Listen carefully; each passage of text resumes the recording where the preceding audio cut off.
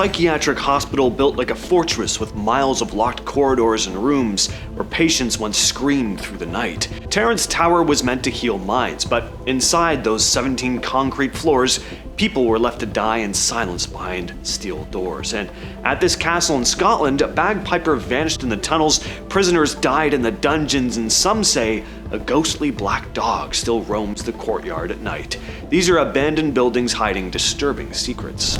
Terrence Tower in Rochester, New York was supposed to be a state-of-the-art facility for mentally ill patients, but it closed for good in 1995, and it's been rotting ever since. Hardly anyone has been inside legally in the last 25 years. Key word being legally. Hasn't stopped people from sneaking in.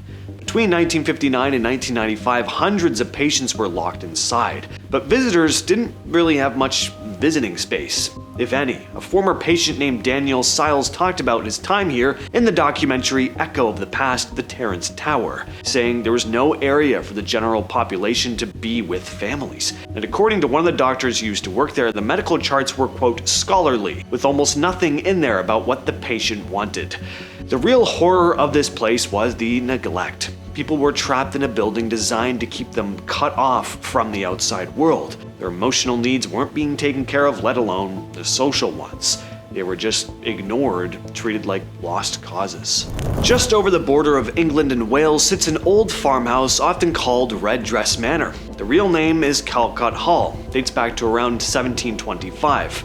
For more than 40 years, the place has sat completely abandoned, slowly collapsing in on itself since its last owner, Ellen Jones, died in the early 70s. This is a really interesting one. I've talked about plenty of abandoned castles, hospitals, and prisons on the channel before, but this one really stuck out to me. It feels more personal, I guess, because it was just someone's home, and everything is sitting exactly where they left it decades ago. The rooms are still filled with Ellen's things like photographs, clothes, kitchenware. The pantry and fridge are still full of expired food, and the eeriest part is probably Ellen's bedroom, again the most intimate part of a home.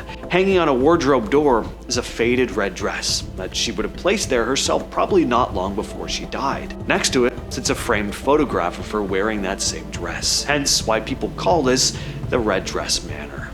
Ville Sbertoli started as two fancy villas in 1600s Italy, but in 1868, a doctor named Agostino Sbertoli turned them into a private asylum for the wealthy. But what started as a luxury treatment center slowly grew into a massive complex with over 20 buildings, and things inside were anything but luxurious. Patients were divided by class, which is never a good thing. Not to mention the treatments back then were barbaric. Ice picks pressed to people's heads, electric shocks for paralysis. So it was also still the time of using leeches to suck out bad blood. Some patients were stuck in here for life, completely cut off from the outside world. Years later came World War II. The asylum was taken over and turned into a political prison, but once the war ended, it went right back to being a psychiatric hospital. By the 70s, it was overcrowded and falling apart. When Italy finally shut down its mental hospitals in 1978, Ville Sbertoli was emptied out.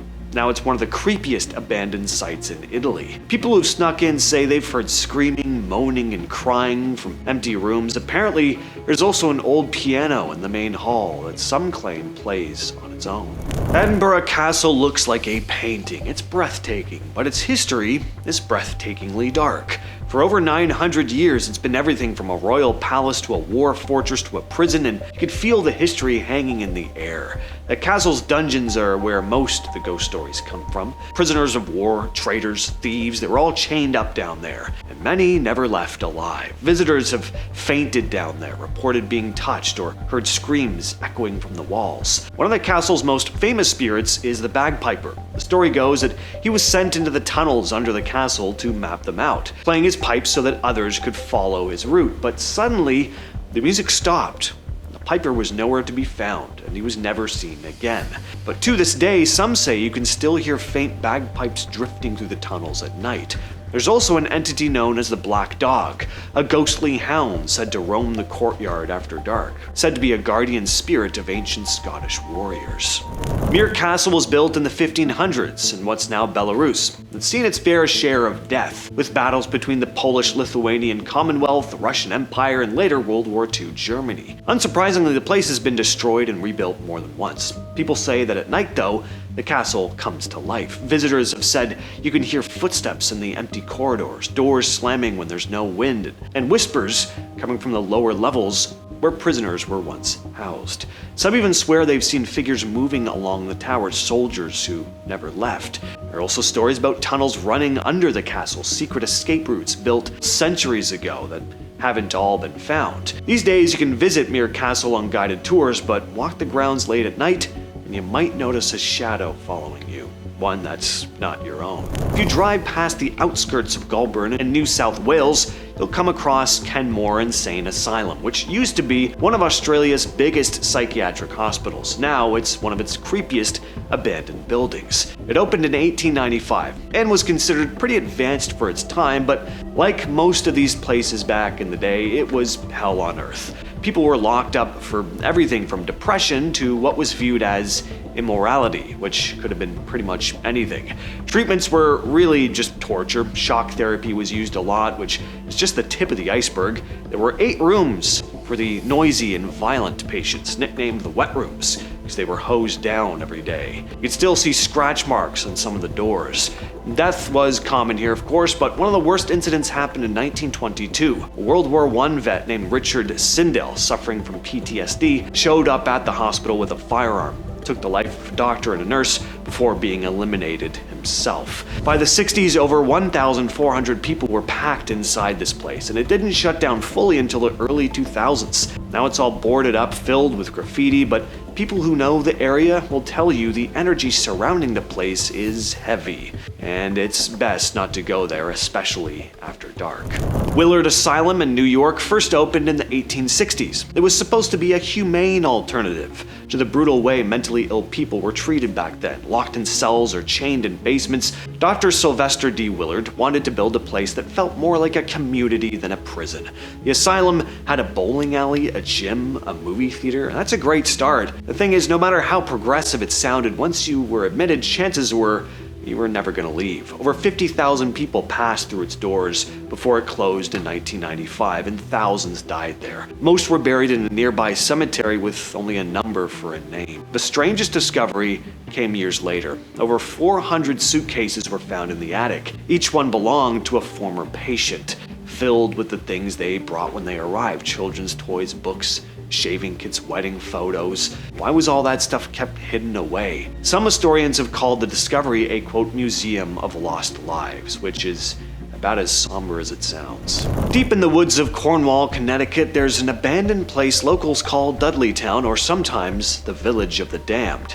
It's hidden inside a patch of private land known as Dark Entry Forest. It's said to be cursed. The story goes the Dudley family, who first settled there in 1747, brought the curse with them from England. They built homes, mined iron, and tried to start a community, but by the late 1800s, the village had completely fallen apart. People began to go missing, and the ones who didn't slowly started losing their minds. The last resident, a man named John Patrick Brophy, left in the early 1900s, and from then on, the place became this eerie little time capsule.